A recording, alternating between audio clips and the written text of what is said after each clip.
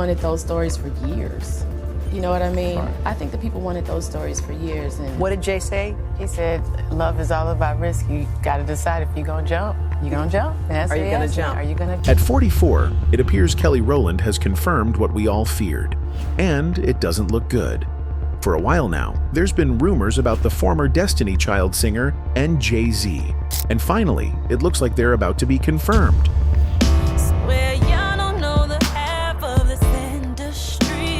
From her admitting to feeling overshadowed by Beyoncé?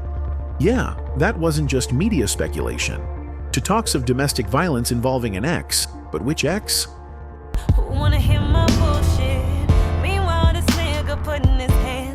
The internet wasted no time trying to piece it all together, debating what it meant. One thing was clear. This wasn't just another headline. Let's delve in.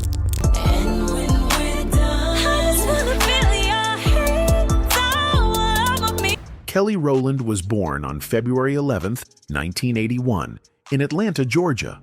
Her mother, Doris Rowland Garrison, took Kelly and left her father when she was a child. Her father, Christopher Lovett, struggled with alcohol and other issues. After leaving him, Kelly and her mother moved to Houston, Texas. There, Kelly became close with Beyoncé and even lived with her family. She saw Beyoncé's mother, Tina Knowles, as a second mom. Kelly loved music from a young age. In the early 1990s, she joined a girl group called Girls' Time. This group later became Destiny's Child. At first, they struggled. They lost on the TV show Star Search and were dropped by their record label. But things changed when Beyoncé's father, Matthew Knowles, became their manager. He helped them sign with Columbia Records in 1997. That year, they released their first song, Killing Time, for the Men in Black movie. Twiddle my thumbs and wait, killing time. Then, they released their hit song, No, No, No, which made them famous. Here for you. Destiny's Child became one of the biggest girl groups in the world. Their second album, The Writings on the Wall, was a huge success. It had hit songs like Bills, Bills, Bills,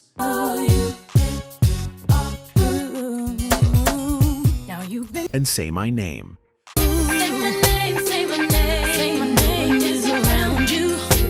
The album sold millions of copies. Say My Name even won 2 Grammy Awards. But the group also had problems. Some members left and new ones joined. Despite this, Destiny's Child stayed strong and continued making hits. After Destiny's Child, Kelly started her solo career. She made her own music and also worked with other artists. One of her biggest songs was Dilemma with Nelly. The song became a #1 hit.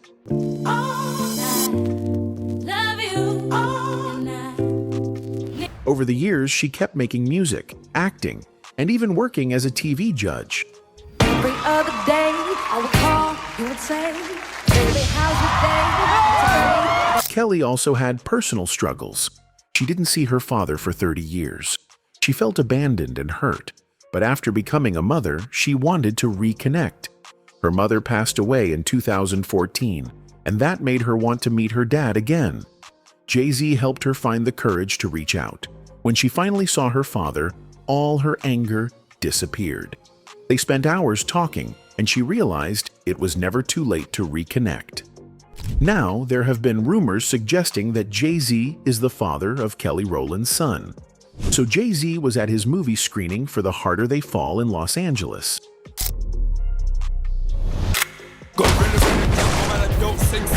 While he was there, he saw Kelly Rowland, and his reaction was priceless. At first, he didn't even recognize her, but when he did, his whole body language changed. He lit up with excitement, and the internet went crazy over it. Fans loved seeing their friendship. People have always thought that Jay-Z and Kelly had a close bond, but some believe there is more to it. For years, people have been saying that Jay-Z and Kelly might have had a romantic relationship. The main reason is that Kelly's son, Titan, looks a lot like Jay-Z. This rumor has been around for at least 5 years, and even though some thought it would go away, it hasn't. Fans still talk about it online. Many say Titan has Jay-Z's facial features, and some think Beyoncé's fans are ignoring the truth. A lot of comments online suggest that Kelly is Becky number 2, referring to past cheating rumors about Jay-Z. Others have said Kelly's son looks exactly like Jay-Z, and Kelly's son looks more like Jay-Z than his actual father. These comments keep spreading, making more people believe the rumor. One person tried to explain why Titan might look like Jay-Z. This person didn't think Kelly and Jay-Z had ever been involved. They said Jay-Z was not Kelly's type. Still, they admitted that Titan does resemble both Jay-Z and Blue Ivy. But when you compare Titan to his real father, the resemblance is obvious. Titan looks just like his dad, especially when you see pictures of his dad at the same age. Kelly has faced many rumors over the years. First, people said she was like Beyoncé's little sister, always in her shadow. Now, people are saying her son belongs to Beyoncé's husband. He was like, we're gonna name him Titan. I was like, oh, that's a beautiful name. Now I'm like, okay, he's tearing up our house. And There are other paternity rumors involving Jay-Z. For instance, Rymir Satterthwaite has claimed that Jay-Z is his father, alleging that his mother had a relationship with Jay-Z when she was 16. My mom did tell me she went in there and filed a fraternity test, and it just, basically I can say it was a whole lot of running around with that case. It was a whole... Rymir and his family tried to prove this, but Jay-Z never took a paternity test. Instead, he used legal ways to avoid it. This led to a long legal fight that lasted more than 10 years. Jay-Z always denied being Rymir's father. He said the New Jersey court had no right to force him to take a test. Because of this, Rymir and his godmother, Dr. Lily Coley, believed that Jay-Z was hiding something. They wanted the truth and took the case to court many times. Well, we didn't have enough information to push the case. That's what I basically can say. Recently, Rymir and Lily filed a lawsuit against judges in New Jersey. They said these judges worked with Jay-Z to stop the case. They believed the courts did not give them a fair chance. According to them, Jay-Z used his power and money to make sure the case went nowhere. Rymir and Lily also said they lost over $100,000 because of this fight. They claimed Jay-Z's lawyers put illegal liens on their home. This meant they had to pay money they did not owe. They felt this was unfair and wanted justice. Lily said Jay-Z had 2 problems. First, he had a relationship with a 16-year-old girl. Second, she got pregnant. If he took the test and it proved he was the father, this could cause serious trouble for him. She believed he could have handled everything privately, but he chose to ignore it instead. Wanda, Rymir's mother, always wanted her son to know the truth. She said she had unprotected sex with Jay-Z in 1992. At the time, Jay-Z was called Rock. She met him in Philadelphia and he took her to Brooklyn. She became pregnant soon after. At first, Robert Graves, Wanda's on and off boyfriend, was listed as Rymir's father on the birth certificate. But in 2011, a DNA test proved Robert was not the father. This made Wanda even more determined to prove Jay-Z was the real father. Sadly, she passed away before she could get the answers. Anyway, back to Kelly. Rowland released a song called Dirty Laundry from her album Talk a Good Game.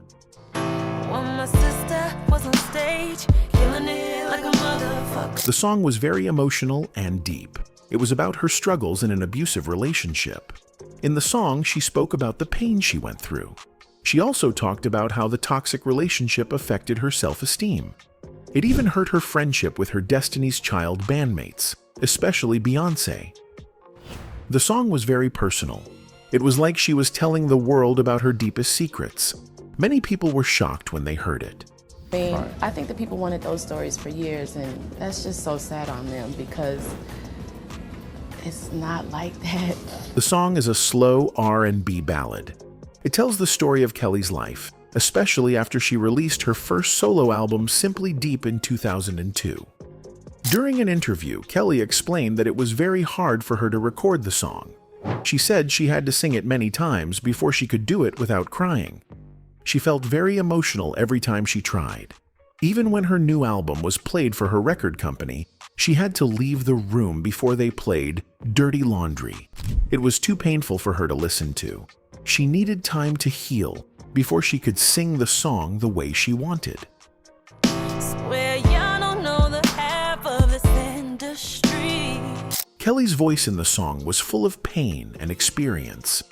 She had gone through so much, and you could hear it in her singing. She said it took her several days to finish recording the song. Every time she tried, she got upset, but she wanted people to hear her story. In the first verse, Kelly talked about feeling jealous of Beyoncé's success. I think it's so sad that we live in a world where people don't want to see women get along and encourage and empower each other. And that's what we do for each other. After Destiny's Child took a break, Beyoncé became a huge star.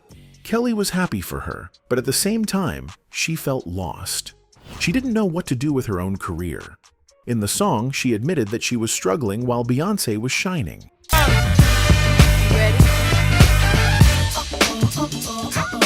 She wanted to be happy for her friend, but inside, she felt pain. She felt stuck in her own life, unsure of where she belonged. Later in the song, Kelly revealed the abuse she suffered in her past relationship.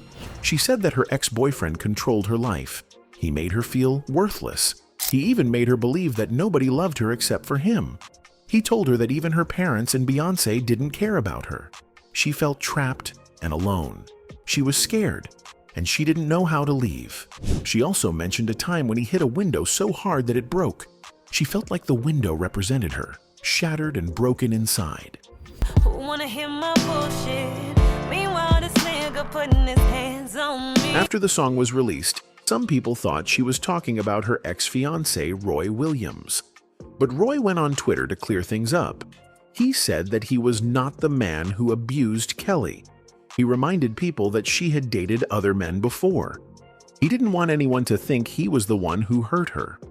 She said people had always wondered if Kelly and Beyoncé were real friends, or if they just worked together. The song made it clear that Kelly had complicated feelings about their relationship, but it also showed that, deep down, she still loved and respected Beyoncé. Music critics also praised the song. Jarek Kennedy from the Los Angeles Times said that Dirty Laundry was one of Kelly's most honest songs. Swear y'all don't know the half of this industry. He said she was finally stepping out of Beyoncé's shadow and finding her own voice. He believed she was becoming more confident as an artist. An editor from the Huffington Post called the song powerful. They said it was a message that needed to be heard. Charlie Penn from Essence magazine agreed. She said that Kelly's story could help other women going through the same thing.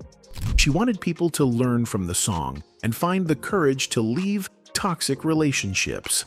Another critic, Renato Pagnani from Pitchfork, said that Kelly did something very difficult.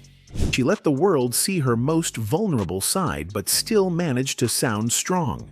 She was not just a victim, she was a survivor. Jenna Halle Rubenstein from MTV also praised the song.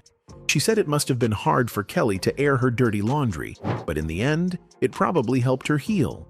She admired Kelly's bravery for sharing her story with the world. I'm so glad that she was able to open up and really she almost gave a piece of herself. You know what I'm saying? That is big of her. She was so honest, and it was a vulnerable moment for her, and a lot of times... Not everyone reacted positively, though. Some people were uncomfortable with the song because it talked about abuse.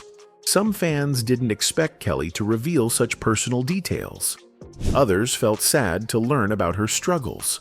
But even with the mixed reactions, the song started important conversations.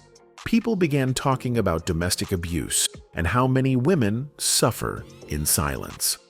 I think it's so sad that we live in a world where people don't want to see women get along and encourage and empower each other. Beyoncé's father said she and Kelly Rowland faced harassment on tour. Also, Kelly faced sexual harassment. In 2019, Matthew Knowles, Beyoncé's father and former manager of Destiny's Child, spoke about something that happened when the group was young.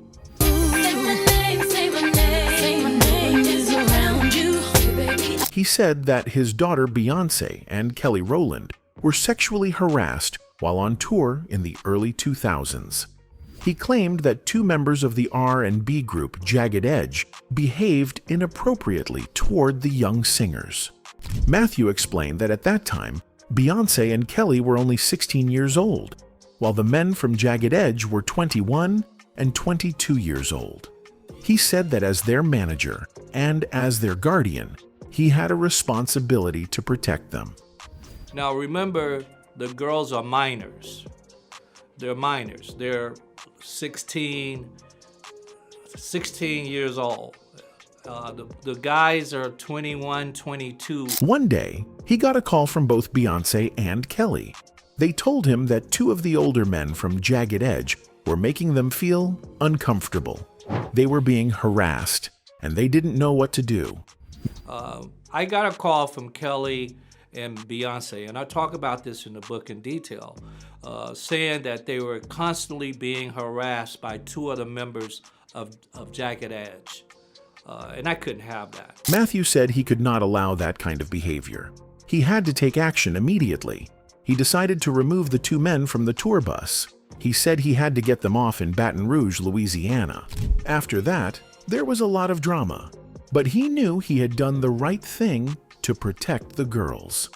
And I literally had to put the guys off the bus in Baton Rouge, Louisiana. That began all of this drama. Neither Beyoncé, Kelly Rowland, nor the members of Jagged Edge have publicly talked about Matthew's claims. They have not confirmed or denied the story.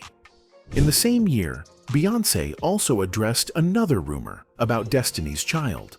Many people thought that Kelly was high during a 2001 interview, but Beyoncé explained that they were just very tired.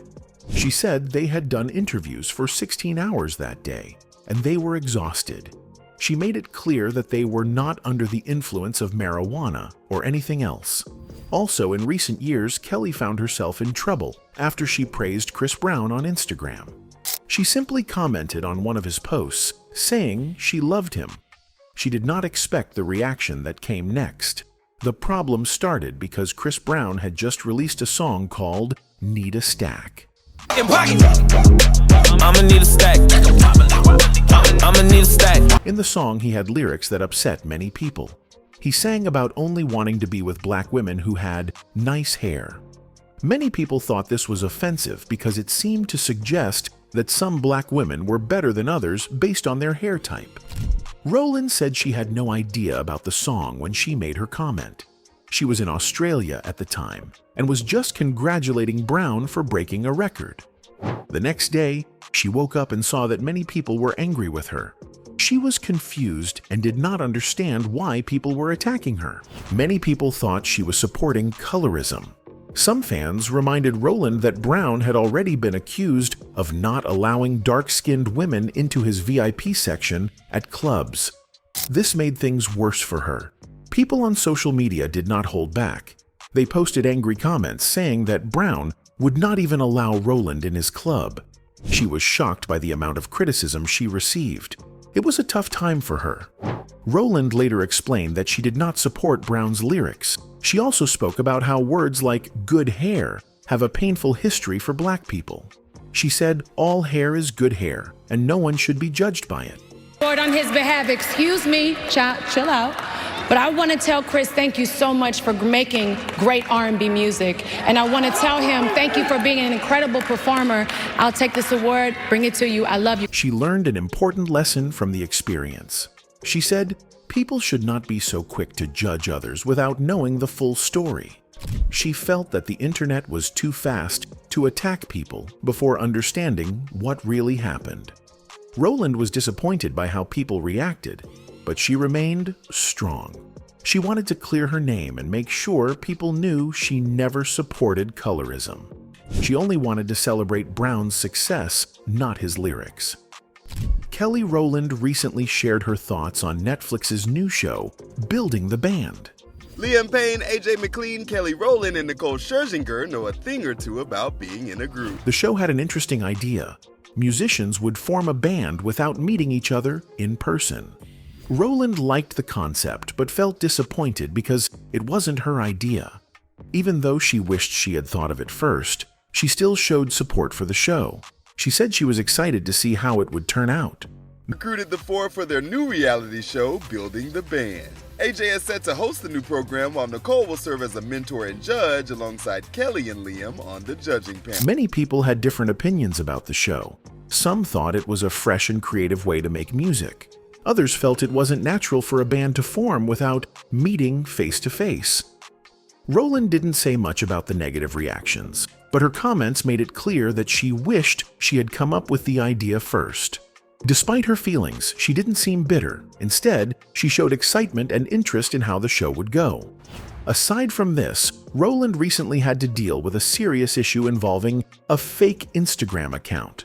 So come on, told y'all I was gonna bump like this. Y'all didn't think that I could. A scammer pretended to be her and Beyoncé and asked fans for money. The fake account sent messages claiming that Rowland had lost her credit card and needed money to buy a plane ticket.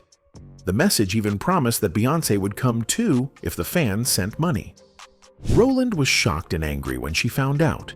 She immediately posted a warning on her Instagram stories. She shared a screenshot of the fake message and made it clear that it was a scam. She wrote, "Fake AF," in big letters to warn her followers. She also told them to be careful and to never believe messages like that. She also joked about how the scammer misspelled the word plane. Instead of writing plane, they wrote plane. Rowland pointed this out and said, "Don't you think I know how to spell PLANE?" This showed that she was not only upset, but also found the scammer's mistake ridiculous. Rowland also reminded fans that neither she nor Beyoncé would ever ask for money. She made it clear that they had no reason to do that. Both of them are successful and have more than enough money. She wanted her fans to understand that any message asking for money in her name was fake. The situation made a lot of fans worried. Many people commented on social media saying they were glad Rowland spoke up. Some fans even said they had received similar fake messages before. This showed that scammers often try to trick people by using celebrity names. Rowland and Beyoncé didn't let this situation stop them from enjoying life.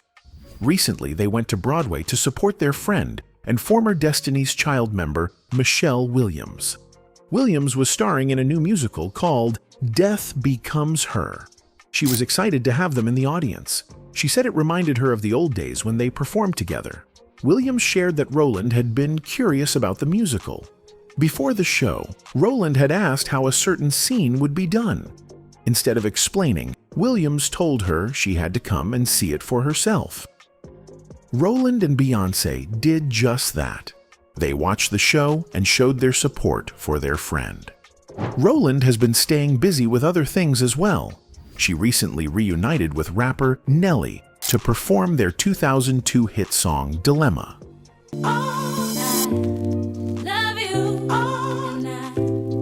Fans were excited to see them on stage together again. The performance brought back memories for many people who loved the song when it first came out. Rowland has also been working on new music. She hasn't released an album since Talk a Good Game in 2013.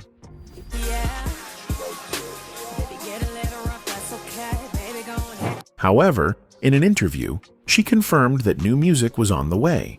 She didn't share many details, but she said she was happy with how it was coming together.